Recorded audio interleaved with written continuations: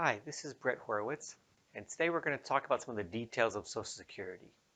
Now, in order to qualify for Social Security, there's 4 different ways you can do it. If you've been working, you must need a minimum of 40 quarters, or 10 years, to qualify. If you're married and want to get spousal benefits, you must be married for at least 1 year to your spouse to qualify. If you're divorced, you must have been married to your spouse for 10 years to qualify for divorce benefits.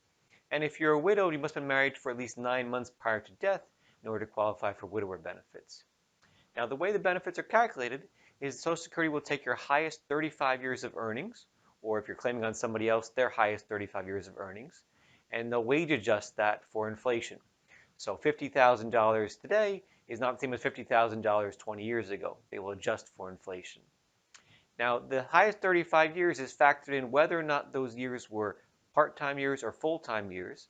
And one of the things most people don't realize is that if you were still working and collecting benefits and you do not have 35 years of earnings, or one of your current years is higher than a past year, you can actually continue to increase your benefit. So if you have started collecting benefits, you only worked for 25 years, you keep working, and you now have more years, they will recalculate your benefit and potentially give you a higher amount. It's also important to note that it's the highest 35 years. So if you decide to work part-time in retirement, that will not affect you negatively because it will not replace one of the other higher 35 years. Now, if you're born after 1954, you no longer can wait till 66 to collect benefits and collect 100% of your benefits. You must now be over 66. Every couple of years, that number is going up, and it's going to go as high as age 67 for people that are born later in life. Now, for every year that you decide to start taking benefits early, you're looking at about a 7.5% to 8% penalty, all the way up till age 62 when you get the most penalty. If you want to wait till age 70, it's similarly about a 7.5% or 8% credit to wait till age 70. So the difference between 62 and 70 is about 76% difference. So it's a really big amount, and that's a guaranteed number on top of the cost of living adjustments. Now, if you're not sure when to take Social Security, you certainly can go make an appointment at your local office. You can do most of the things now online. You don't even have to go down to the office.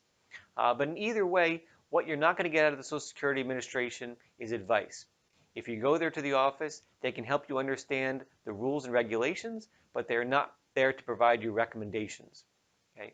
One of the other things to note is that as of my last reading, there are about 2,700 pages in the Social Security Handbook. So if you've got a very unique situation, don't expect them to know absolutely everything about the topic.